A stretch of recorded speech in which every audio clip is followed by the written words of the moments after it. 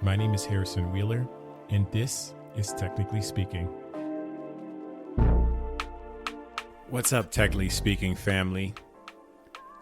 A new day, another new episode, and another opportunity to share a much-needed conversation with the world. Today's topic is around connection. Did you know around 60% or so of Americans were reporting feeling lonely on a regular basis? What do we do when we don't have the physical connection like we used to? In this episode, my guest is Kat Vellos, creative facilitator and author of the book, We Should Get Together. We dive into her journey from designer to entrepreneur, the importance of facilitation, and the 4 seeds of connection, so you'll want to stay tuned in. Here's Kat in her own words. I'm releasing this book about adult friendship because when I moved to the Bay Area, it was something that I struggled with. I made tons of acquaintances and quote unquote friends all the time, but forming deep, strong, true heart friendships was much more hard. And I was like, well, this is not okay.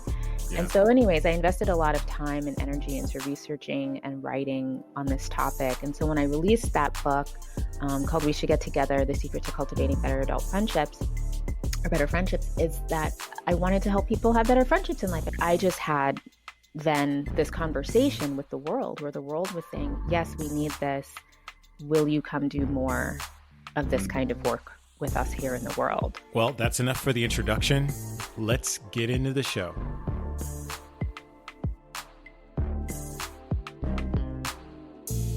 Hi, everybody. My name is Harrison Wheeler, and I'm super excited for my guest today, Kat Vellos. She's a dynamic author, speaker, facilitator, and she's been featured on the New York Times, Forbes, Thrive Global, you name it. And she's also the author of We Should Get Together, a book which she released earlier this year. And additionally, she does a ton of amazing workshops on personal growth and connections that you all should sign up for.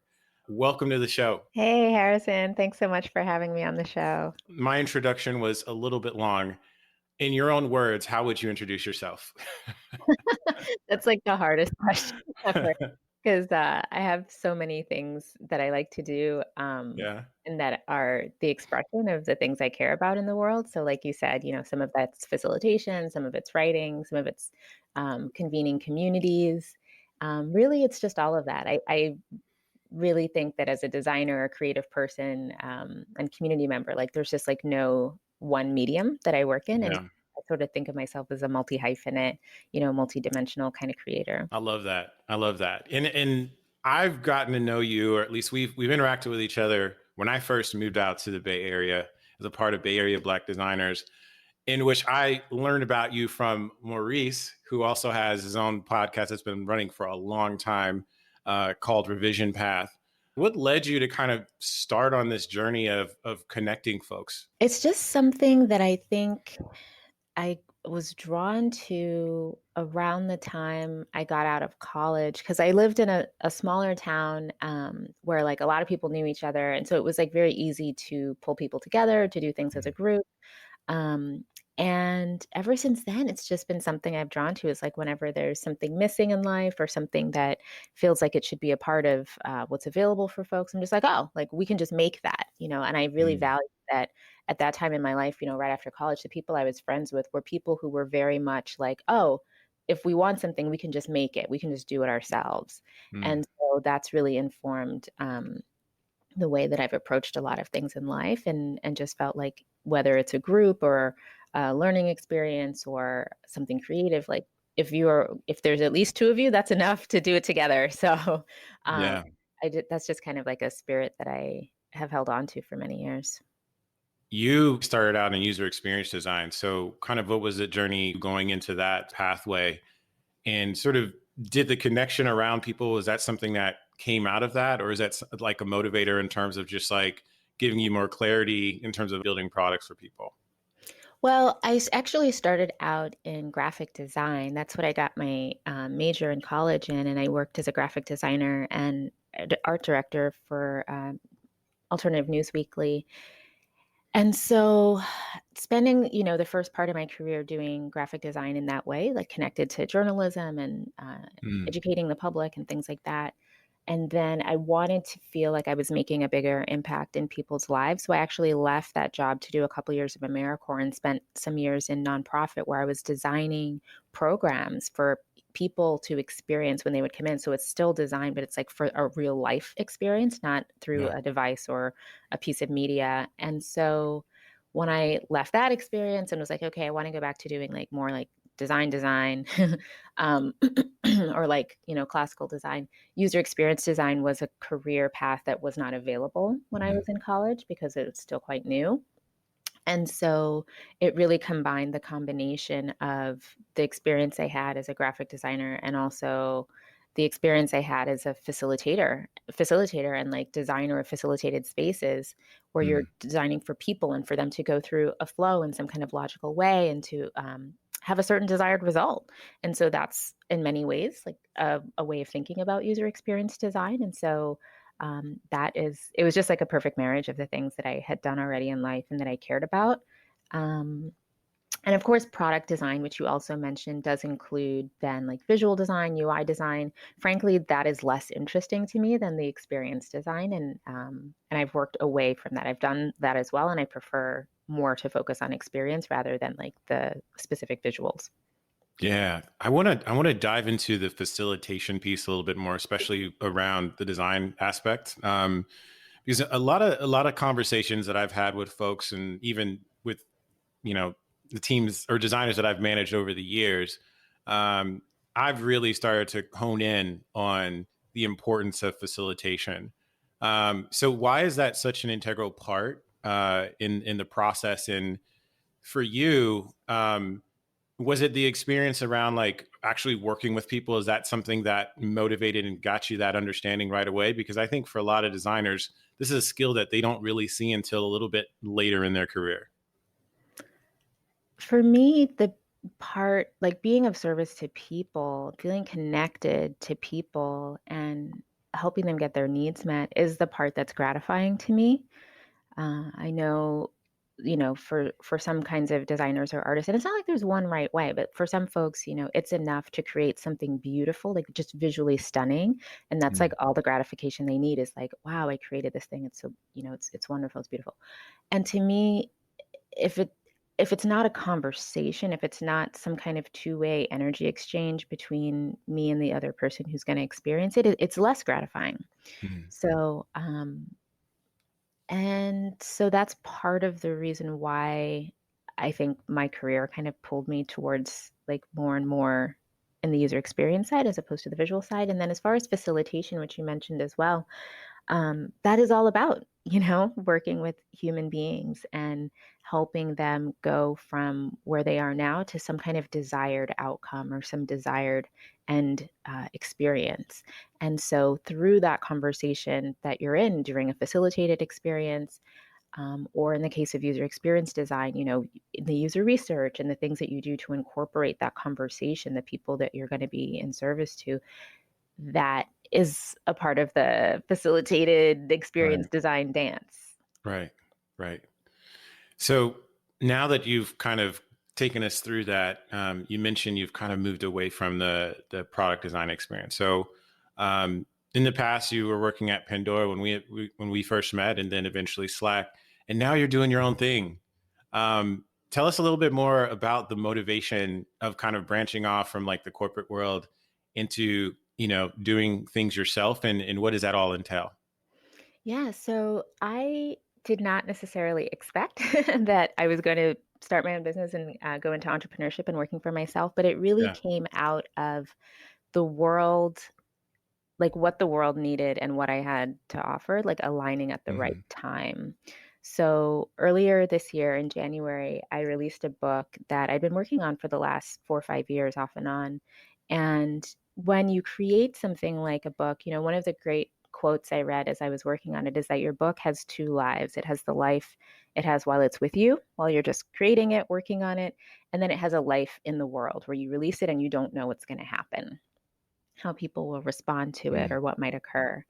And that was very, very true for me. I was like, well, I'm releasing this book about adult friendship because when I moved to the Bay Area, it was something that I struggled with. I made tons of acquaintances and quote unquote friends all the time, but forming like Yeah. deep, strong, like true heart friendships was much Mm, more hard. And I found that the more people I talked to about that, the more they said they were struggling with that. And I was like, this doesn't make any sense.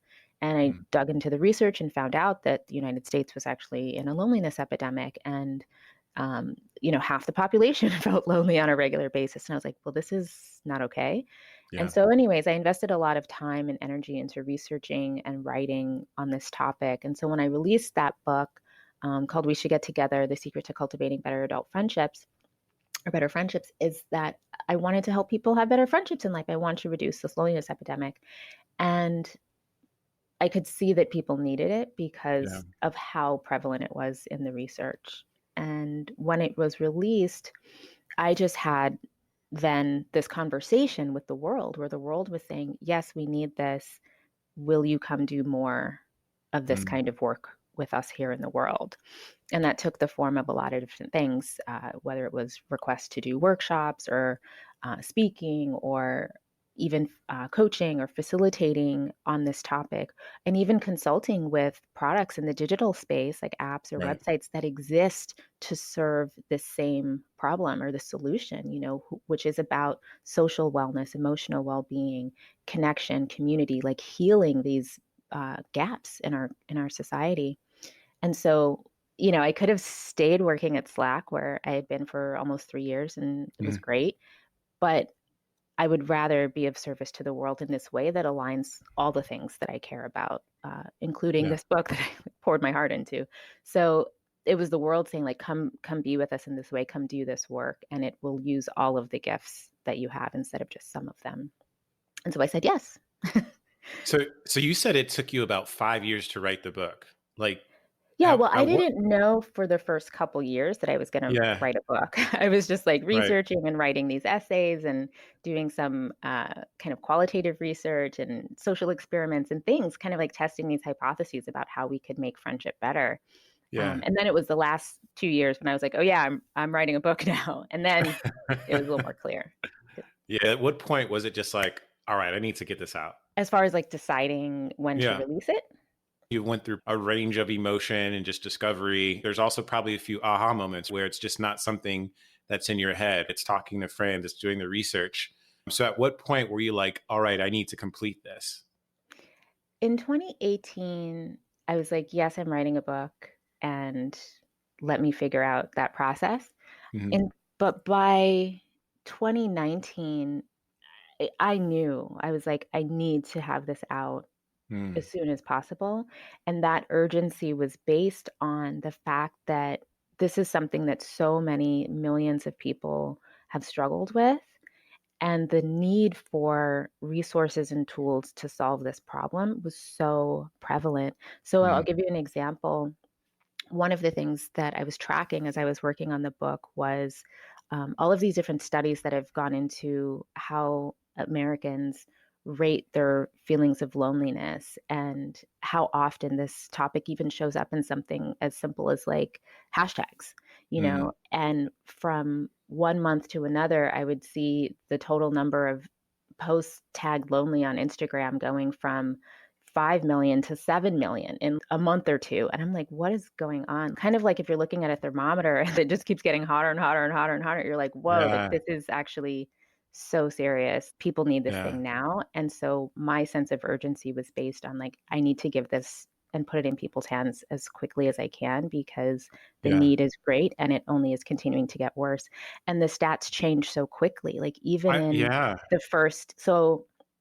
even in the first few months of 2020, the Cigna study into loneliness had to be re-updated because the percentage point that Americans were feeling lonely had risen already like another 5 to 6%, which is like a Mm, huge jump. It was around 49% at the time that I researched the book, which I'm pulling over right now. And then in yeah. January of 2020, it was up to like 61%. So some of these were going up a lot and very And quickly. and item you were working with this before the pandemic. Now, since it is hit, those numbers are changed and probably strewed a lot more. Have you seen this book resonate with folks, I would say, since before March to now? Like, what is that? What has sort of the feedback been? Well, what's interesting is that in the early part of this year, it was around 60% or so of Americans were reporting feeling lonely on a regular basis. Yeah. And one of the I hate to say there's any upside to a pandemic, but one of the things that is very clear is that anytime you tell people they're not allowed to do something, they're going to want to do it. If you tell them they're not allowed to have something, they're going to want to have it. Right. And so when you tell people, okay, we're in a pandemic, you can't have gatherings or you can't go hang out face to face with your friends, all of a sudden, oh my God, we Everybody value wants to do gatherings it. so much. Oh my God, we value our friends so much. And so the upside is that when you've made it harder for people to connect, suddenly they realize how valuable connection is. Mm, And so what's useful about that is that the stats around loneliness, particularly that like 61% or so, has not actually been getting worse this year. It's leveled off and kind of like plateaued at that because as yeah. people have paid more attention to how do we stay in touch from a distance? How do we have like virtual things or phone things or whatever it might be to maintain our connections when we can't go travel and see our friends and family and we can't have a party and like eat dinner Right. together. People pay more attention. Right. And it's frustrating because it's not as good as real life, like face to face, but there's more attention to it. So, Right. and it's not everybody too. Some people are Right. feeling more isolation and loneliness now, and it's important that we focus on helping them meet their needs too. So, how do you handle it? One of the things I've tried to make really clear this year, and I've talked about this a lot, particularly on my Instagram for the book, is that social wellness is at the core of what this book is about. Mm, But social wellness means nothing if it doesn't have a healthy physical body to live in. Like, you mm, got to be alive to right. have friends. Right. And being alive is the most important goal when you're in a pandemic. Right. Stay healthy, stay alive. And so for me, like the primacy of that goal of like do everything you can to stay healthy and to keep other people physically healthy around you so we don't get COVID is number one. And Right. then second to that is like, now what are all the creative ways like we can build community from a distance or maintain our friendships from a distance? Mm, And there are so many ways. right. And so for me, that's the order of priority without a doubt, 100%. Let there be no confusion about that. Um, and so, yeah, so that's how I live my life, mostly Cool. inside these four walls, connecting with people in a similar way to what we're doing right now. So, in the book, you mentioned that there's four tenets to building those better social connections. Like, what if you could give the listeners an idea? What are those for? Yeah, so the four, I call them the seeds of connection Hmm. in the book, and they're compatibility, frequency, proximity, and commitment. And in each of those, there's also some subcategories, right? So, Mm, a tenet of commitment would certainly be things like reciprocity and trust and dedication and caring. Um, and, a tenet of compatibility is often like chemistry and like, do you have like similar vibes and styles when it comes to your communication style, your lifestyle? And so, all of these are important. And one yeah. of the things that I emphasize in the book, and this is pre-COVID, I say in Yeah. the book, you don't need to have all four in Right. 100% capacity in order to have a good friendship. Like one of my best friends and I have no proximity, even though I talk about proximity as something that's really important for cultivating connection and can be useful, but we live on opposite sides of the country and Right. we have for most of our adult lives. But that doesn't mean we can't be best friends. So those are the four, and I describe each of them and talk about ways that people can cultivate more of them. And also, it's important for people to also assess for themselves, like what are the ones that feel most important or non-negotiable for them, and what are ones that maybe are less important. So, some of the people I've spoken with, for example, say that frequency is not as important to them. Like they don't have to talk every week or even every couple of weeks because they have such a high amount of trust and such a Right. high amount of commitment in that Mm, friendship that they know they're going to be close even if their frequency is low. Whereas for other people, frequency is extremely important. And if they don't talk for a while, they start to wonder, like, are we still friends? And they get a mm, great deal of fulfillment out of having somebody feel like a regular and frequent presence in their life. So the way that we navigate proximity, frequency, compatibility, and commitment are individual. And Yeah. obviously, people have more success if they have similar priorities as their friends. But it's useful to reflect and to Yeah. assess like what's really important to you, what's kind of non-negotiable, what's healable, Yeah. and what do you want to make a priority. So how can folks, if they want to read your book, where can they buy it? They can get it anywhere they buy books. I always recommend getting from an independent bookseller or bookshop.org, which um, supports independent bookstores in addition Mhm. to being a really, really wonderful online source of buying books. But of course, it's available if they only, I'm going to say only in quotes, can get it at Amazon, because let's be real, that's not the only place you can get a book. Right. Right. But it's there. It's also on Kindle and all the other places. And the ebooks are on my website, weshouldgettogether.com. And on top of that, we talked over workshops earlier. You're also doing a workshop for folks that are interested in writing a book, specifically designers. Tell us a little bit more about that. Yeah. So over the course of learning how to write a book by DIYing it, just spent thousands of hours and thousands of dollars in classes and trainings and courses and things like that, really figuring it out. And I didn't want it to be that hard for other people. I wanted it to be more affordable, more fast, more Mm. efficient. And as a designer, I also feel like a sense of commitment to my design community as well. And I Yeah. know that as designers, we come in the door to this task with a certain skill set that actually makes it a little bit easier, whether you want to do your own design and layout or if you just want to be the creative director of that and outsource it. And so I created the designer to author course because I wanted to support other designers in getting their books out when they want to do so in an independent fashion. I'm an extremely independent person. I also really love supporting independent artists and creators. So I love indie film, I love indie art, I love indie music, I love Yeah. anything that's like you can create this because you have the ability to create it. You don't need to go through a gatekeeper. Yeah. And as a Black queer woman, the other thing is that traditional publishing has typically relegated Black authors and queer authors to this like sub category, which is like, oh, will this book resonate with Black readers? And then like pigeonhole us as like only able to write a book that could be read by Black people, which Right. is not necessarily the case if I'm writing a book that's for anybody of any ethnicity or Right. race.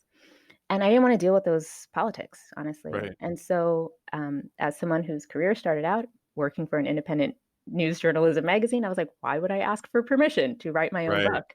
So, I really believe in DIYing it and owning your process and owning your profits and everything that goes Yeah. along with that. So, that's why I created the course. And I'm really excited about all the great people I've gotten to help teach this process to and to help them shepherd their books along Amazing. the path of getting into the world When does registration close? in about a week. So Oh, I get do on it. run it. I do run it periodically again. So Yeah. the January, February course will be kicking off soon, and registration closes in about a week. But I will be running it again. So if somebody misses it and doesn't get into this one, just check the website, weshouldgettogether.com, and it will be listed again at some point in the next year.